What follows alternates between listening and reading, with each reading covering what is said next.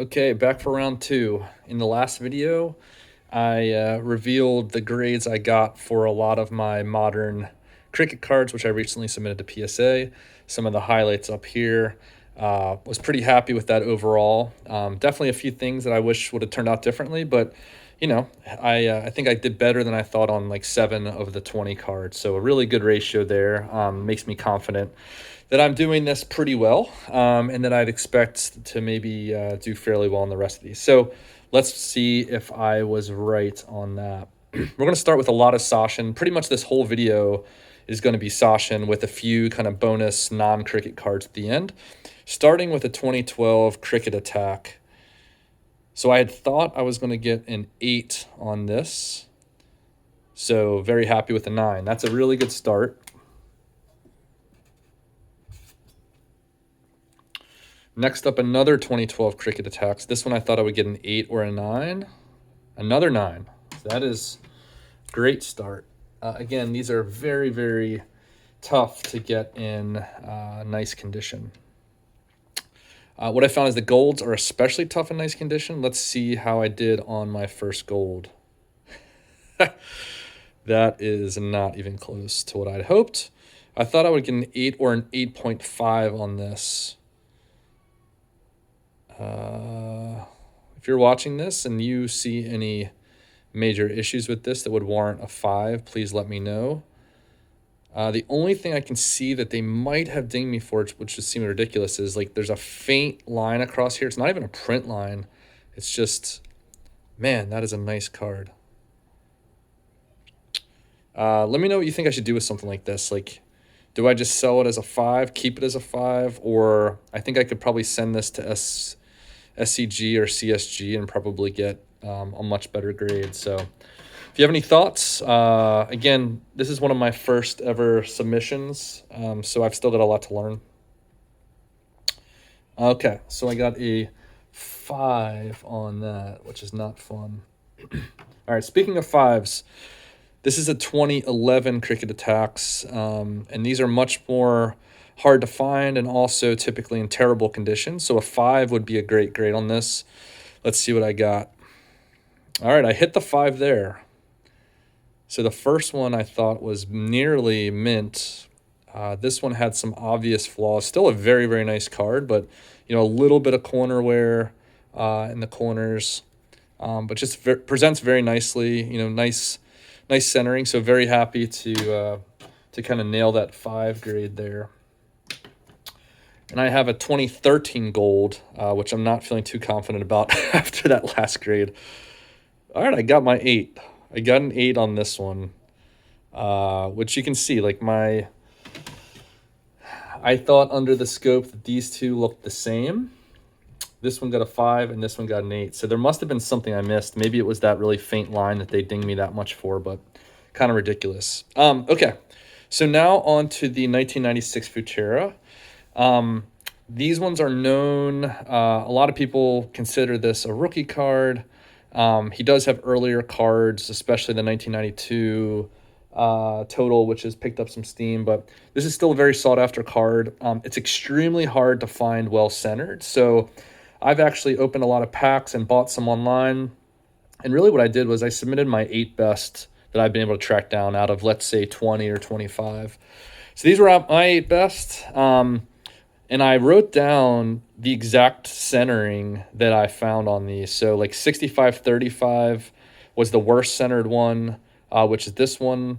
And then the best centered ones, I had 2 that were almost exactly 50-50, 55-45 and 54-46 that, had a couple small flaws that I thought would still knock the grade down. But I wanted to submit them just because it's so hard to find a center one. I thought maybe someone would want that in their PC. So let's see how I did. This was my least well-centered one, which I thought was still good enough for 7 or an 8 because everything else on it was pretty much great. All right, so I got a 6 on that.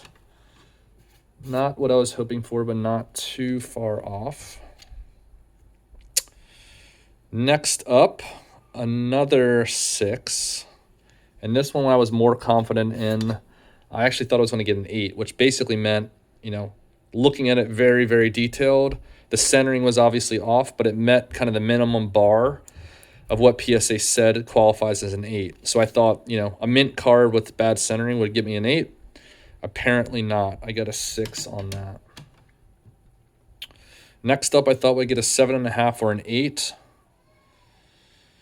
think we're seeing a trend here. I can only think that the centering, PSA's actual centering standards must be a lot higher right now than they have on their website, because, man, these are almost perfect cards. Now we'll see. The last 5 should have slightly better centering. Let's see. 5.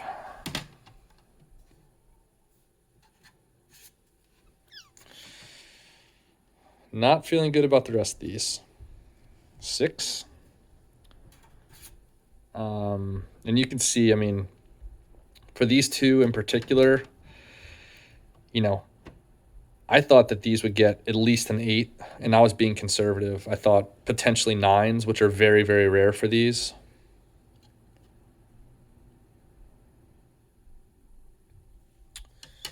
Got a 7, which is better than what I was thinking, or better than what I was doing on other ones, but still not as good as I was thinking. And now for the last 2. So these ones are by far the best centered Sachins I've actually held, and really haven't found any even other people's that look this good. So, check that out. That is a really, really beautiful card. Great eye appeal. Unfortunately, not good enough for the 7 I thought it would get. And then here's the last one, which is, the best centered Sachin I've ever seen. Just a brilliant, brilliant card. So kind of the same question to you all that I asked with that Coley Gold that got a 5. Like, do I submit these to a different grading company? It's just hard to believe that, pack pulled beautiful cards that I kind of cherry picked and hand selected could only do that well. So definitely disappointing. Not doing too well so far. All right, let's see if we can finish strong. This is a 1996 sports deck. So same year as the Fuchera. These ones seem a little bit harder to find, and definitely harder to find pack fresh. So this one had a little bit of wear on the corner, still a really nice card. I just figured PSA would knock down the grade from the corners, so I thought a 6 or 7. So that got an 8. Nice to get some good surprise there. So got an 8 on that one. That's a really nice card. So I'm very happy with that one. And then I'll finish with a few non-cricket cards. Some of my favorite modern players. So Jazz Chisholm, who is a really exciting player for the Marlins. This is his refractor rookie from Topps Chrome. And I pulled this from a pack, and I really liked it for my PC. It's the pink refractor, which I think is pretty fitting for his style of play. Got a 9. Thought I'd get a 9 or a 10, so happy enough with that. The last 2 are 2 of the stars of their respective sports. Alek Manoah, one of the Cy Young candidates this year in the American League. I actually bought this before this year just because I thought he was such an exciting prospect. I loved watching him. Just a really big, powerful pitcher. So thought this would get a 9. This is his refractor rookie. And I got a 10. So that's a nice surprise. That is a really sweet card. Not looking to sell that, but it is nice to have a gem mint of such a cool card. And then finally, Ant-Man,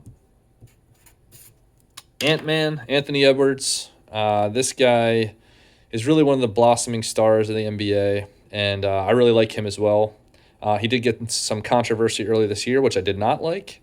But I submitted these, a while back and bought this even earlier. So this is the purple Pulsar, which I thought I'd get a 9 on, and I got a 10. So very happy with that. The centering can be an issue on these. So this one, well centered, and happy to get a 10 on that. So let's do the recap.